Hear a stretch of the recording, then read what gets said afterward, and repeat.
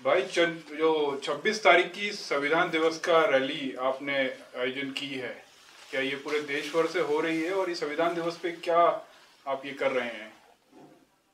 देखिए, ये जो महासम्मेलन है, जो संविधान दिवस पर संवैधानिक अधिकार बचाओ, भाईचारा बनाओ, महासम्मेलन जो मुजफ्फरनगर में हो रहा है, जीआईसी ग्राउंड में, ये पूरे देश का कार्यक्रम नहीं है।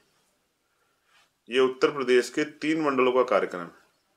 क्योंकि इससे पहले जब प्रबुद्ध जन सम्मेलन हुए, मुस्लिम संवाद का कार्यक्रम हुआ, तो हम लोगों ने हर मंडल में जाके कार्यक्रम किया था। अब ये 3 मंडलों का संयुक्त कार्यक्रम है। पहला कार्यक्रम सहारनपुर, मेरठ और मुरादाबाद मंडल का है। इसमें इसी मंडल के कार्यकर्ता, पदाधिकारी और वहाँ के जो बहुजन समाज के योद्धा हैं जिन्होंने लंबे समय संघर्ष किया, वो शामिल होंगे। बहनें, माएँ, बड़े बुजुर्ग, नौजवान साथी। और क्योंकि इसके साथ एक अभियान हम लोगों ने शुरू किया है, संविधान दिवस के अवसर पर 50 लाख जो बहुजन समाज के बहादुर योद्धा, उनके साथ संवैधानिक शपथ अब महाअभियान हम लोग चला रहे हैं। तो जो लोग रैली स्थल पर आ जाएंगे वो तो वहां पर, लेकिन जो लोग नहीं आ पाएंगे उनके मन में भी चिंता थी कि हम कैसे जुड़े। क्योंकि अक्सर आप देखो जो बड़ी रैलियां हुई उनमें पूरे देश के लोग शामिल हुए, चाहे वो दिल्ली में हुई हो, चाहे गुरुघर का जो दिल्ली में जो सतगुरु रविदास जी गुरु घर था वो तोड़ दिया था, चाहे एनआरसी को लेकर प्रोटेस्ट हुआ था, चाहे 21 तारीख में जो प्रोटेस्ट हुआ था वो पूरे देश भर का था। तो वो लोग इससे इस तरह जुड़ सकते हैं कि 3 बजे का समय हम लोगों ने निश्चित किया है कि हम लोग संविधान की प्रस्तावना की शपथ पढ़ेंगे और एक संकल्प लेंगे संविधान की रक्षा का और उसको लागू कराने का। क्योंकि जिस तरह से संविधान के खिलाफ मुहिम चल रही है, तो ऐसे में हम लोगों की चुप्पी संविधान विरोधी ताकतों को बल दे रही है। और जब तक आजाद समाज पार्टी, भीम आर्मी, चंद्रशेखर आजाद है, तो संविधान विरोधी ताकतें गलतफहमी ना पालें, वो कमर कस लें। क्योंकि अब संविधान की रक्षा के लिए हम लोगों ने सड़क का संघर्ष शुरू कर दिया। उसका पहला जो पड़ाव है वो 26 नवंबर 2025 को संवैधानिक अधिकार बचाओ, भाईचारा बनाओ महासम्मेलन में देखने को मिलेगा। सर, मेरा नाम सुमित कुमार, भारत दस्तक चैनल से। आप संविधान बचाने के लिए एक महारैली कर रहे हैं, लेकिन आपने ये भी देखा होगा कि लगातार कुछ बाबा है हमारे देश में जो हिंदू राष्ट्र बनाने के लिए बड़ी बड़ी यात्राएं कर रहे हैं, हजारों किलोमीटर की। तो आपको लगता है कि ये संविधान के हिसाब से सही है? देखिए, एज ए लॉयर और एक रिस्पॉन्सिबल नागरिक होने के नाते मैं ये स्पष्ट कर दूं कि भारतीय संविधान ने जो संविधान के मूल्य हैं और संविधान का जो स्वरूप है वो सेकुलर रखा है। तो भारतीय संविधान के रहते ये देश कभी भी कोई धार्मिक राष्ट्र नहीं बन सकता है। और जो इस तरह का कार्य कर रहे हैं वो संविधान विरोधी कार्य कर रहे हैं। सरकार को उन पर सख्त कार्रवाई करनी चाहिए। लेकिन क्योंकि ये संविधान, ये जो कार्य जिसकी जिक्र आप कर रहे हैं, धार्मिक राष्ट्र बनाने का, सरकार के देखरेख में चल रहा है, इसलिए वैसे बाबाओं पे कोई कार्रवाई नहीं हो रही है। भैया उसमें भैया मैं अर्जुन सिमोलिया, नैतिक टीवी से। जैसे इसमें जो यात्रा निकल रही है बाबा की, तो उसमें तो दिल्ली की सीएम रेखा गुप्ता हो या एमपी के सीएम मोहन यादव हो, तो ये सब शामिल हो रहे हैं। तो फिर ऐसे कैसे कार्रवाई? आपने देखा उसमें वही लोग शामिल हो रहे हैं जो इस विचारधारा को, इस एजेंडे को अपना एजेंडा मानते हैं। हालांकि मैं आपसे भी आग्रह करूंगा कि आप संविधान विरोधियों की यात्रा का प्रचार ज़्यादा ना करें, क्योंकि आप लोग भी लगातार उनको दिखा के उनका प्रचार करें। उनके एजेंडे को अक्सर जो है, कोई भी कार्य होता है उसकी आलोचना भी एक बार उसको बल देती है। जब आपके विरोधी जो हैं आपके कार्यक्रम को का प्रचार करते हैं, तो वो आप कभी कभी वो आपका नुकसान नहीं करते, आपका फायदा करते हैं। तो हमारे साथियों को चाहिए, जो संविधान को मानने वाले लोग हैं, मीडिया के साथी, उनको चाहिए कि संविधान विरोधी किसी भी कार्य को ना दिखाएं, उसको इग्नोर करें। हालांकि उसके खिलाफ जमीनी स्तर पर अपनी तैयारी को मजबूत रखें। भैया मेरा नाम देवराज, मेरा चैनल आजाद दस्तक टीवी। मेरा सवाल ये रहेगा, जैसे 26 तारीख को आपने बोला 50 लाख लोग वहां पहुंचेंगे, तो भीम आर्मी और आजाद समाज पार्टी की तरफ से कितने संसाधन दिए जा रहे हैं? नहीं, वहां नहीं पहुंचेंगे 50 लाख लोग। मैं यही आपको समझा रहा हूँ। जैसे ये 50 लाख संविधान शपथ महाअभियान की घोषणा की, तो देश भर के लोगों के मन में बेचैनी हुई कि शायद हमको भी जाके हिस्सा बनना है।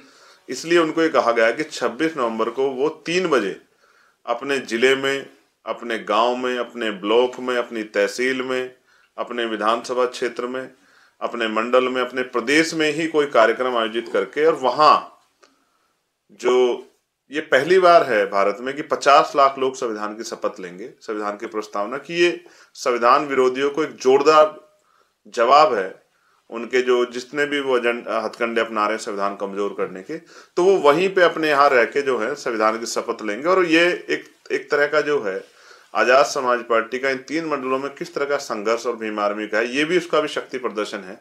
तो बाकी लोग अपने अपने प्रदेशों में, जैसे जम्मू के लोग अपने प्रदेश में, हरियाणा के लोग अपने प्रदेश में, पंजाब के लोग अपने प्रदेश में, राजस्थान मध्य प्रदेश के लोग, तमाम जितने प्रदेश हैं, और उत्तर प्रदेश के भी जो बाकी मंडल हैं जिनको नहीं बुलाया गया, वो सब लोग अपने अपने मंडल में, अपने जिलों पे, उनको तो बेकायदा सूचना दी गई है कि वो कार्यक्रम करके वहीं 3 बजे खड़े होकर संविधान की प्रस्तावना की शपथ जो है हम लोगों के साथ में, इधर हम लोग लेंगे मंच से, उधर वो लोग अपने अपने स्थान पे खड़े होके, और फिर उसकी वो वीडियो और फोटो बना के भी बताएं, जिससे संविधान विरोधियों को पता लगे कि बाबा साहब अम्बेडकर के संविधान की रक्षा करने वाले कितने लोग अभी भी संघर्ष कर रहे हैं और वो मैदान में है। भैया मेरा नाम अरुण कुमार है और मैं Arun Oberoi blog YouTube channel से हूँ। मेरा सवाल है कि बाबा साहब ने जिसमें बौद्ध धर्म अपनाया था, करोड़ों में तक कि उसमें भीड़ हुई थी, वहीं पर आज़ाद समाज पार्टी के मुखिया चंद्रशेखर आज़ाद जी 2 लाख जो है 26 तारीख को मुजफ्फरनगर लोग पहुंचेंगे और 50 लाख से ज़्यादा पूरे देश में संविधान की शपथ लेंगे। तो ये भारत में जो एक नया इतिहास लिखने जा रहे हैं, सर इसको क्या कहें? देखिए, होता ये है कि समाज अपने लीडर को फॉलो करता है। अगर उनका लीडर मनुवाद के पीछे घूम रहा है तो समाज भी मनुवाद को बुरा नहीं मानता, उस मनुवाद के पीछे चल पड़ता है, क्योंकि वो अपने लीडर का जो है अनुसरण करता है। जब बाबा साहब ने बौद्ध धर्म की दीक्षा की ली तो बाबा साहब को मानने वाले करोड़ों अनुयायियों ने अपने मन में बौद्ध धर्म के प्रति विश्वास और विचार पक्का किया कि उनको इस धर्म के साथ चलना है। उसी तरह से ये जो कार्यक्रम किया जा रहा है, मेरी इच्छा तो ये थी कि हम लोग लाखों लोगों को बुला के दिल्ली में कार्यक्रम करें, क्योंकि हमें उत्तर प्रदेश के विधानसभा चुनाव की तैयारियां भी करनी है। और लगातार जो है संविधान विरोधी ताकतें सर भी उठा रही हैं, तो उनको मुंहतोड़ जवाब देने के लिए मुझे ऐसा लगता है कि हमें एक बड़ी तैयारी करनी है। तो मैं बहुत बड़ी बड़ी घोषणाएं जो हैं भविष्य को लेकर जो आजाद समाज पार्टी ने तैयारी की, वो उस मंच से होंगे। आप सबको अच्छा लगेगा, जो भी उससे जुड़ेगा, जो भी इसको सुनेगा, तो उनको अच्छा लगेगा कि पहली बार जो है ना भारत में संविधान का 50 लाख लोग जो है एक साथ खड़े होकर संविधान का शपथ जो है लेंगे। और सिर्फ शपथ नहीं लेंगे, उसको लागू भी कराएंगे, और लागू कराने के लिए पॉलिटिकल पावर उनको अपने हाथ में लेनी पड़ेगी। तो यानी कि एक आंदोलन, एक संघर्ष शुरू होगा 26 नवंबर 2025 से, और आने वाले कुछ सालों में वो फुलफिल भी होगा। वो सपना जो है, अगर आपको याद हो, जो बाबा साहब अम्बेडकर ने भी देखा, माननीय काशीराम साहब ने भी देखा, कि एक दिन ऐसा आएगा कि एक अम्बेडकरवादी जो है भारत का प्राइम मिनिस्टर होगा। वो सपना बाबा साहब देखते देखते चले गए, माननीय काशीराम साहब देखते देखते चले गए, और दुखी मन से गए, खुश होके नहीं गए, क्योंकि वो सपने पूरे नहीं हुए थे। अब हम लोगों की नैतिक जिम्मेदारी है उनके आने वाली पीढ़ियों की, उनके अधूरे सपने को पूरा करें। तो ये जो लोग 50 लाख लोग देश भर में उस दिन खड़े होकर शपथ लेंगे, कौन लोग हैं? ये वो हैं जो राष्ट्रपिता ज्योतिबा फूले को मानते हैं, साहू जी महाराज को मानते हैं, बाबा साहब अम्बेडकर को मानते हैं, माननीय काशीराम साहब को मानते हैं, मामना रामसु वर्मा को मानते हैं, जो जननायक कर्पूरी ठाकुर को मानते हैं, जो बाबू जगदेव प्रसाद को मानते हैं, जो परमानंद लोधी को मानते हैं, जो तमाम बहुजन महापुरुषों को, संत गाडगे जी को, नारायणा गुरु को, गुरु घासीदास को, तमाम जितने संत गुरु महापुरुष हुए हैं, उनको जो मानने वाले लोग हैं, वही उन महापुरुषों को सपने को पूरा करने के लिए इस शपथ अभियान का हिस्सा बनेंगे।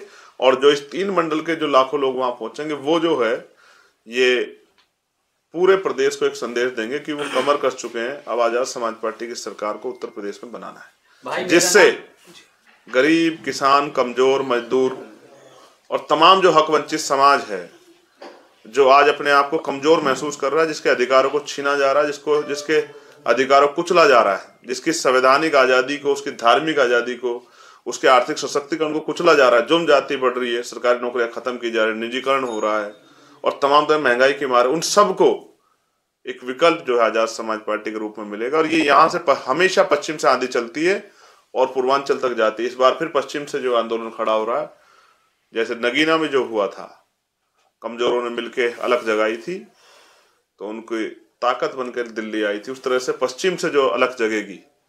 इसी मुजफ्फरनगर में 2013 में सांप्रदायिक हिंसा हुई, जिसके कारण से भारतीय जनता पार्टी का विस्तार उत्तर प्रदेश में हुआ। इसी मुजफ्फरनगर से हम सांप्रदायिक ताकतों को दफन करने के लिए हमने मुजफ्फरनगर का चयन किया है, क्योंकि हमारा जो लक्ष्य है सांप्रदायिकता को खत्म करके आजाद समाज पार्टी के महापुरुषों के रास्ते पे मानवतावादी राज को स्थापित करना हमारा लक्ष्य है। सर मेरा नाम अनिल कुमार है और मैं सोशल प्लेटफॉर्म टीवी एक यूट्यूब चैनल है वो चलाता हूँ। वर्तमान में जिस तरीके से मुस्लिम समाज के साथ जो उत्पीड़न हो रहा है उसको आप किस तरीके से देखते हैं, और जमीनी स्तर पे आजाद समाज पार्टी की जो मुस्लिम समाज के लोग एकदम सदस्यता ले रहे हैं, मुस्लिम समाज के लोग खास करके भीम आर्मी और आजाद समाज पार्टी चंद्रशेखर का नाम सुन के एकदम शामिल हो जाते हैं पार्टियों में, उनके लिए आप क्या कहना चाहेंगे?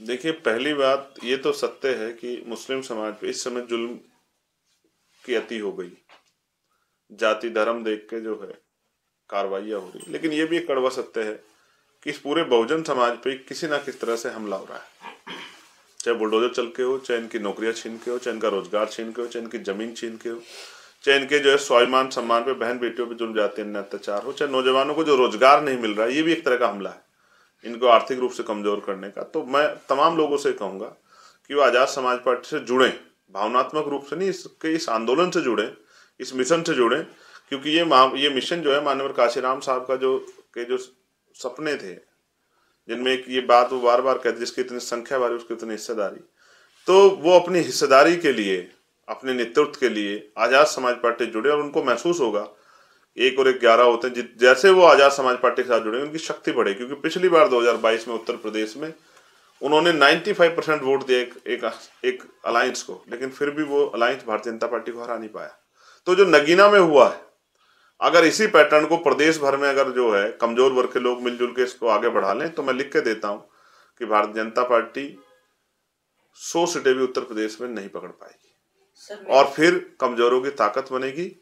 तो ग्रामीण क्षेत्रों में आज जो खस्ता हाल हो गया, ग्रामीण क्षेत्र, न सड़कें हैं, बिजली के दाम कहाँ चले गए हैं, किसानों को उनकी फसल के दाम नहीं मिल रहे हैं, पढ़े लिखे लोग बेरोजगार घूम रहे हैं, स्कूलों की हालत खराब है, अस्पतालों की हालत खराब है, ये रोजगार के लिए कोई नया प्रयास नहीं किया। ये सब चीजों पर काम होगा और वही काम होगा जिससे लोगों के जीवन में खुशहाली आएगी। सर मेरा नाम चेतन मुरादाबादी है, मैं न्यूज़ 94 हिंदी चलाता हूँ।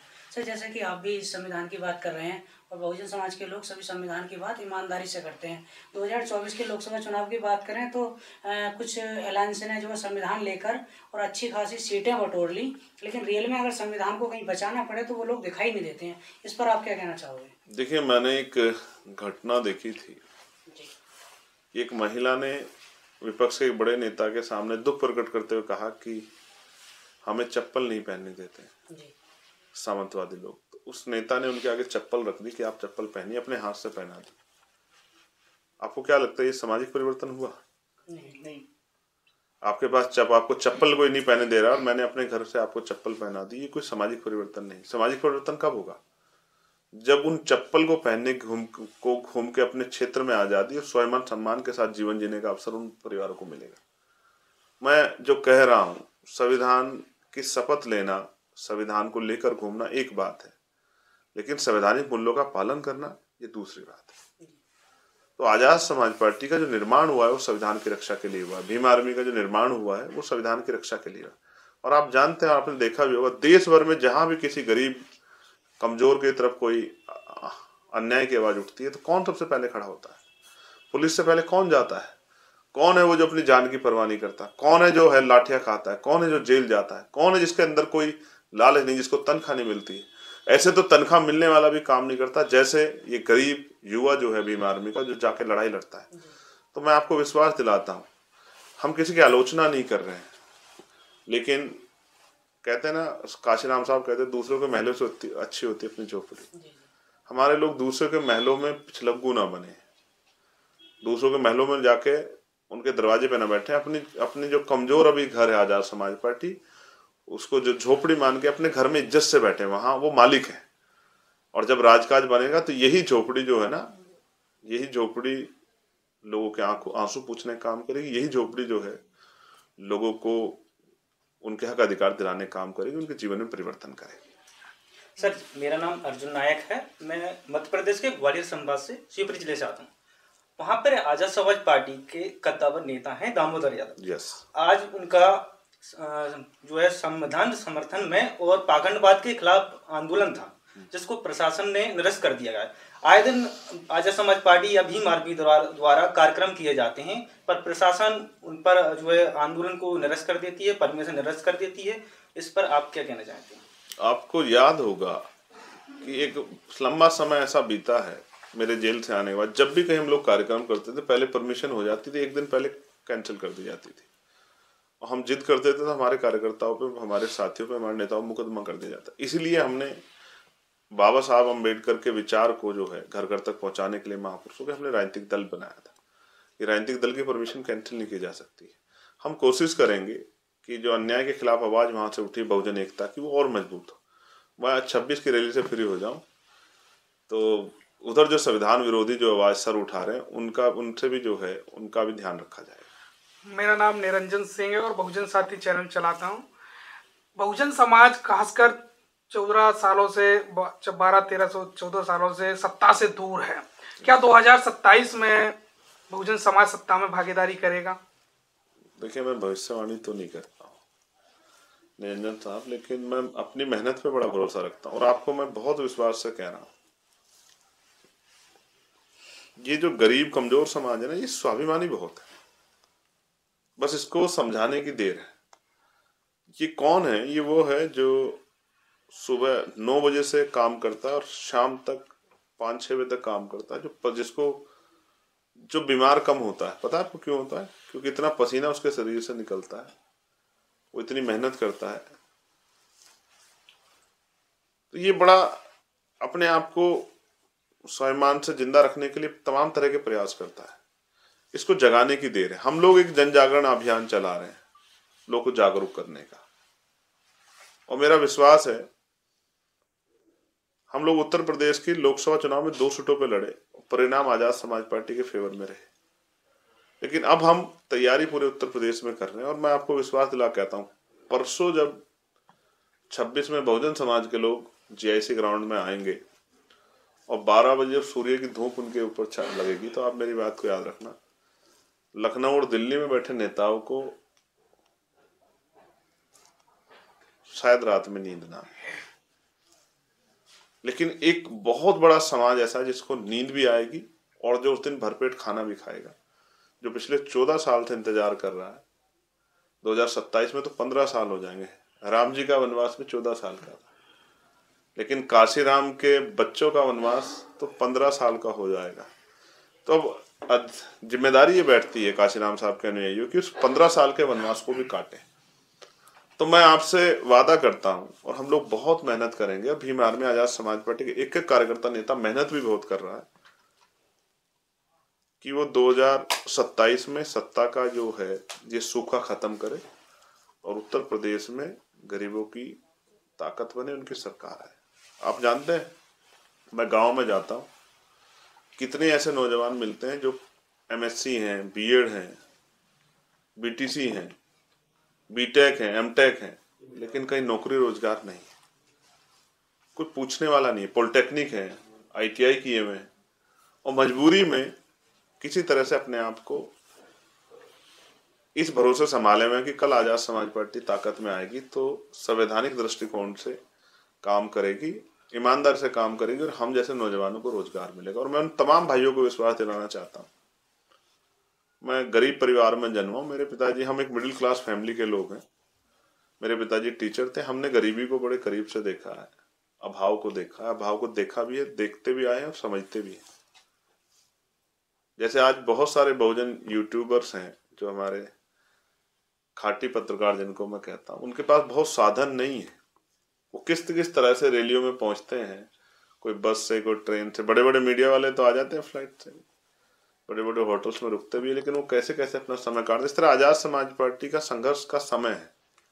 ये संघर्ष का समय सिर्फ आजाद समाज पार्टी कार्यकर्ताओं को ताकत नहीं देगा, ये पूरे बहुजन समाज को ताकत देगा उत्तर प्रदेश में, जैसे ये आंदोलन मजबूत होगा। भैया मैं और 27 में मैं आपको विश्वास दिलाता हूँ, इसका उदाहरण आपको 2026 के त्रिस्तरीय पंचायत चुनाव में देखने को मिलेगा कि ग्रामीण क्षेत्रों में कितना बड़ा बदलाव हुआ है 2024 के लोकसभा के परिणाम के बाद, कि लोगों के अंदर ये भाव मन में स्थान बना चुका है कि हमें आजाद समाज पार्टी को ताकत देनी है। और हमने बाकी पार्टियों को, पुराने जो हमारे आंदोलन थे, दल थे, उनको हमने बहुत आजमा लिया। अब हमें एक मौका चंद्रशेखर आज़ाद को, आज़ाद समाज पार्टी को देना है बाबा साहब के अधूरे काम को पूरा करने के लिए, साहब के अधूरे काम पूरा करने के लिए। उम्मीद है वो मौका मिलेगा।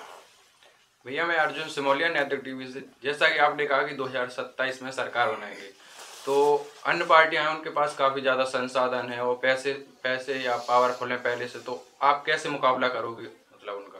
देखो, हम अपने छोटे छोटे साधनों से उनका मुकाबला करेंगे। और आप एक चीज़ जानो,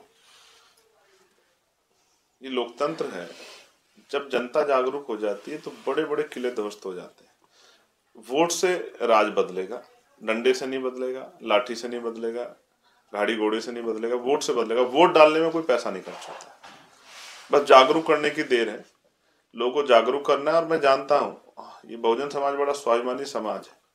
एक बार ठान लेता, साहब ने कहा था ना, मान लो तो हारो, ठान लो जीत। एक बार ये मन पक्का कर ले तो फिर इनका मुकाबला कोई राजनीतिक दल नहीं कर सकता, क्योंकि उन राजनीतिक दल पे तो वो तो पैसे में कार्यकर्ता तैयार करते हैं। ये तो इतना स्वाभिमानी कि पैसे दे के नेता तैयार करता है।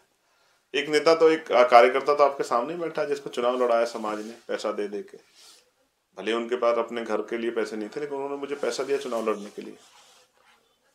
इसलिए मैं आपसे कह रहा हूं कि हम जन जागरण अभियान चलाएंगे। और मैं आपको विश्वास दिलाता हूँ 26 तारीख में संविधान दिवस पर जो घोषणाएं होंगी वो भारत की राजनीति में और इवन उत्तर प्रदेश की राजनीति में तो भूचाल ला देंगे। मेरी बात को आप याद रखना। और सारी मनुवादी ताकतें लगेंगी इस रैली को विफल करने में।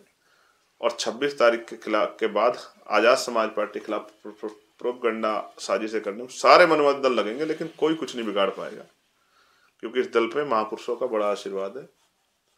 महापुरुषों के संघर्ष से बना हुआ दल एक दिन भारत की राष्ट्रीय जो है राजनीति का प्रमुख हिस्सा बनेगा। और वो सपना जो बाबा साहब का अधूरा है कि वो दिन आए कि एक अम्बेडकरवादी प्रधानमंत्री बने, वो दिन जरूर आएगा। इसके लिए हम लोग जो है सुबह शाम खुली आंखों से सपने भी देखते हैं, उसके लिए संघर्ष भी करते हैं। धन्यवाद। भाई एक सवाल